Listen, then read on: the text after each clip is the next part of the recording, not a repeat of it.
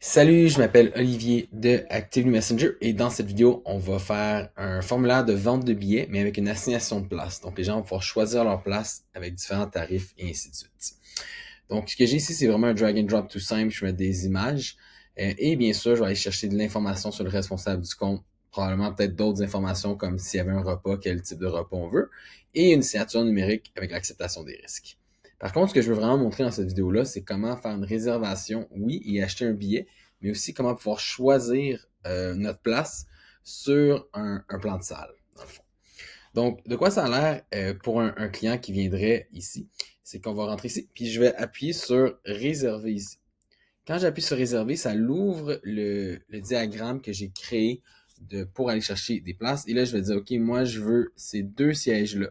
Et les sièges à l'avant sont à 100 $, mais je veux aussi deux sièges ici, qui eux autres sont à 50 $. Donc, j'appuie sur fermer. Puis, selon les sièges que j'ai pris, ça va me permettre d'aller ajouter l'information pour chacun des billets que j'ai vendus. Et bien sûr, j'ai le responsable du compte à la fin. Je fais la signature et je vais tomber directement dans la facturation pour pouvoir m'inscrire. Donc, je vais juste aller les retirer pour que ce soit plus simple pour l'exemple. J'appuie ici, je dis que je veux un repas, je viens faire ma signature. Et quand j'appuie sur continuer, ben, je tombe avec ma facture ici où que je vais pouvoir, avec carte de crédit, virement Interac, on a différentes méthodes de paiement. Là, c'est un compte démo, donc je peux le faire hors ligne. Mais on préfère que le paiement se fait directement avec la carte de crédit. Et voilà, c'est acheté. Et maintenant, la personne peut l'ajouter à son calendrier ou même télécharger la facture avec les billets comme ceci. Puis là, il va y avoir ici, puis il va y avoir le billet qui va être ici ajouté selon les différents détails. Et on va même pouvoir l'ajouter au Google ou Apple Wallet. Donc, ça, c'est le processus que le client va prendre. Mais comment on a configuré le tout?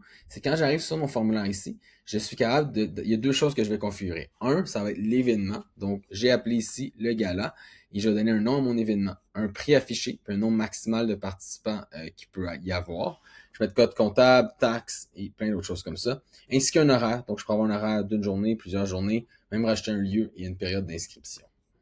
Et l'autre étape, fait que ça c'est pour faire de la vente un peu générale, mais là j'ai vraiment quelque chose de spécial où j'ai besoin d'un plan de salle que les gens vont pouvoir aller sélectionner dessus. Donc je vais avoir ma salle pour le gala et quand je viens d'en gérer le plan de salle, c'est là que je vais pouvoir configurer comme je veux mon plan de salle. Donc ici, on voit que j'ai mis une scène. Il n'y a pas vraiment d'impact, c'est juste pour que la personne qui réserve sache comment loin ils vont être de la scène. Puis j'ai racheté différentes rangées. Donc si je prends ma rangée ici, je vois qu'ici c'est 50 $ le prix, puis qu'il y a 20 sièges. Mais je pourrais faire en sorte que ma première rangée, ben, elle est 75 $, comme ceci.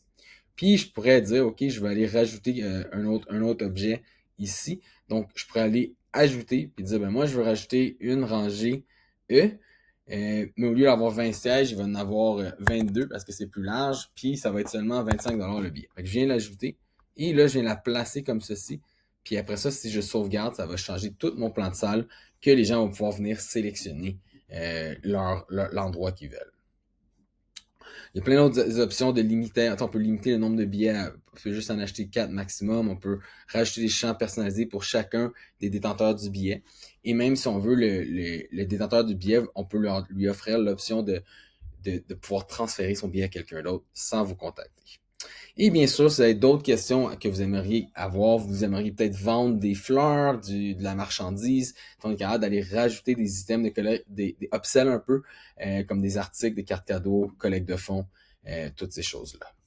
Donc voilà, c'était une vidéo sur comment créer la vente de billets avec assignation de place avec la plateforme Actively Messenger. Si vous voulez plus de détails, vous pouvez visiter actively-messenger.com. Merci.